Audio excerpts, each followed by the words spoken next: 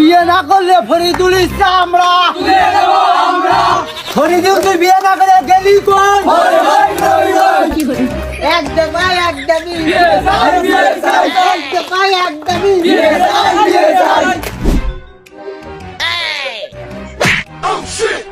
মান সম্মান যেটুক ছিল তোর জন্য সেটুকু নেই। এই পাড়ায় আমাকে আর থাকা হবে না। তুই যে সব কাজ করতেছিস। এ ভাই তুইও আইছিস, এখন আমি কি করবো? আমাদের পুলিশে ধরে নেবে না? পুলিশে ধরার আগে একটা উঠোন বৈঠক বা সালিশির আয়োজন কর। সালিশ করলি এখন তোর ঠ্যাং টুং ভাঙিয়ে গুঁড়ো করে দেবে না। তুই পরের বউ তোমার বাড়ি উঠেছে মানে বোঝো পাড়ার লোক কোনোদিন মেনে নেয় না যায় কাজ কাম। এ ভাই তুই এখন আমার যে কোনো কাজা করে বাসা, আমি উত্তেজনার বসে কত কিছু তো করে ফেল দিলাম। তা আমি তো লাইনে ফিরতেই চাইলাম, এখন তো বেলাইনে গেছে। তুই আমার যে কোনো কাজা করে হোক বাসা। কাঁঠাল ভেঙেছো মাসি আসবে না? ওই বিয়ে করে বউ তাড়াতাড়ি ঘুরে তোলো। আর ওই সালিশি 4-5 কেজি গরুর মাংস খাইয়ে ঠিকঠাক করা যাবে না। তা আমি তো বিয়ে করতে যাই চাইলাম, কিন্তু এর ভিতরে যাবো কি করে? শালার পাগল কিছু বোঝে না।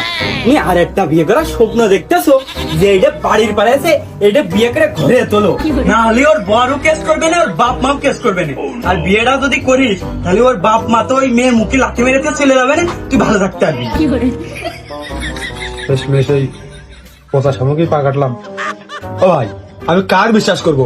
বিয়েটা আমি করতে চাইলাম, এদের রিজাউল এর আমি চরম ভাবে বিশ্বাস করলাম, কিন্তু কিভাবে এই যে স্লোগান দিচ্ছে আমার বিরুদ্ধে, দেখ তোকে সামনে। তা যাই হোক ভাই, বিয়ে তো আমি করতে চাচ্ছি, কিন্তু এই বিয়ে করতে হলে তো ওই সাক্ষী লাগবে। তুই না আমার দিকে সাক্ষী হলি, কিন্তু মেয়ে পক্ষে তো সাক্ষী লাগবে। এই জায়গায় একটারও বয়স 18 উপরে না, এক রিজাউল বাদে। কিন্তু রিজাউল তো আমার বিপক্ষে। তুই ওই একটা সাক্ষী একটা ধরে নেয় না। সাক্ষী আমি কোনে পাবো? পাড়ার মধ্যে তুই বেরো না, দরকার পড়লে ওই হাটের জোন নিয়ে আয়, জোনের দাম আমি দিয়ে দিবানে। তাও তুই যে একটা সাক্ষী নিয়ে আয় যা। ইমন কাজ করেছিস, এ কি মানুষের মধ্যে কোয়া যায়? তুই এই জায়গাটা শান্ত কর, আমি দেখতেছি। এই মেয়ে লোকটার মুখ না লাচিয়ে পারবে কিনা? জানলে তো বন্ধু ফরিদুলের বিয়ের বরযাত্রী যাচ্ছে হবে, কোন পাড়ার রাত গেছে কোনো জায়গায় পালাম না খুঁজে। একাই যাই, খাওয়া মিস করার খায়দা নেই। ও ভাই কোন যাচ্ছ?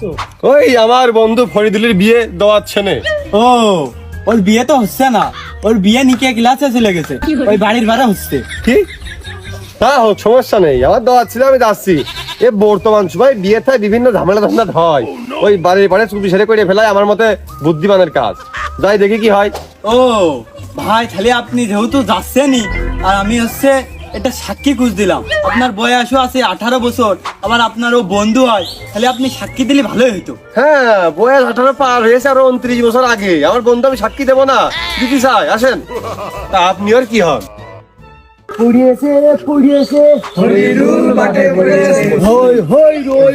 তোমার আর আমার বিয়ে ওই একটুখানি পরে আর ঘন্টাখানি করে আমার ওই ফুবতো ভাই ওই যে ই করতে গেছে, কাজে রাখতে গেছে, আর ওই সাক্ষী রাখতে গেছে। একটুখানি তুমি মিছিল মিটিংটা তোমার আল্লাহ দোহাইকে মিছিল মিটিংটা থামাও। আমি হচ্ছে তোমার সাথে আমারই বিয়ে হচ্ছে, একটুখানি পরে ওই আর ভাই হচ্ছে সাক্ষী রাখতে গেছে, একটু মিছিলটা থামাত কালকে। ও ফরিদুল ওই তুই এটা সাক্ষী নিয়ে আছি, তোর বন্ধু হয় বলে। ওই রে ওই তোর ভাবির কোনো জায়গায় খুঁজে খুঁজে পাচ্ছি না, পাড়ায় এখন বোরকাস গ্যাস কিনা দেরি হয়ে গেল কিনা। বিয়ে ঘরের কাজে হলে হোক, সমস্যা নেই তো। হ্যাঁ আমি ছেলের পক্ষে সাক্ষী দিবানে, আর এই ভাই মেয়ের পক্ষে সাক্ষী দেবে না। দে কাজী ডাক দে।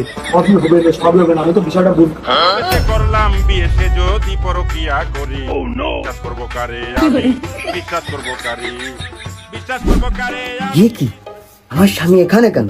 তার মানে তুমি কি আমাকে বিবাহ করবা না? কিরে রত্না তুই হেনে? পরের বউ চলে আছে, সুপি সারে বিয়ে দিতে হবে। আমি সেই পথ, এটা আমারই বউ।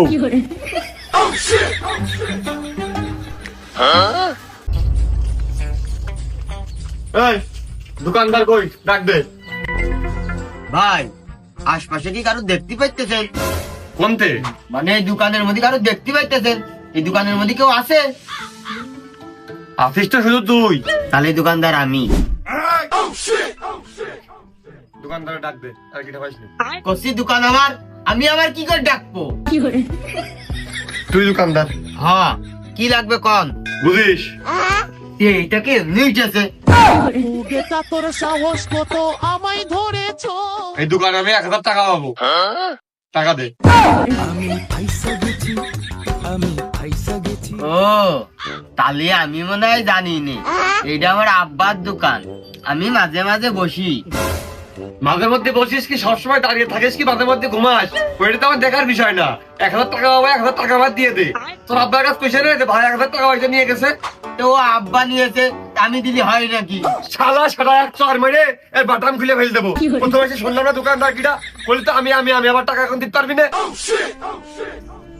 ভাই ওই চা আর এই বিস্কুট খান, আব্বা আসলে আমি দেখতেছি। এই, বিস্কুট খাই নাই চা খেলাম, তারপর বিড়ির কথা কিটা হবে? এমনিতে মাথা গরম, আবার বিড়িতে আগুন, না জানি গরমে গরমে কি হয়।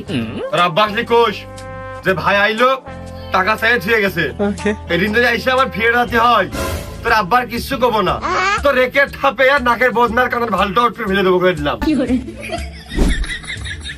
কিসির মধ্যে কি এলো কিছুই তো বুঝলাম না। এদিক চা বিড়ি খাইলো, সেইটার বিলও তো কিছু কইয়ে গেল না। না জানি 1000-এর মধ্যে 300 300 ঢকের বার্নিশ পুষ্টের বার্নিশ 300 ধরলেই 100, এত সস্তা আর পাওয়া যাবে না। কত করে?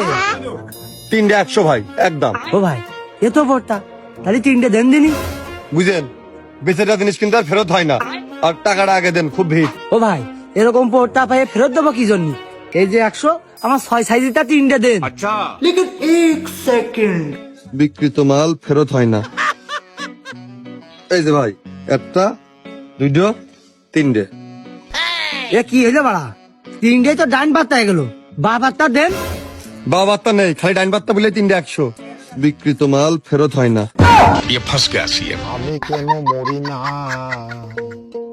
কি গাড় মারাটা খালাম।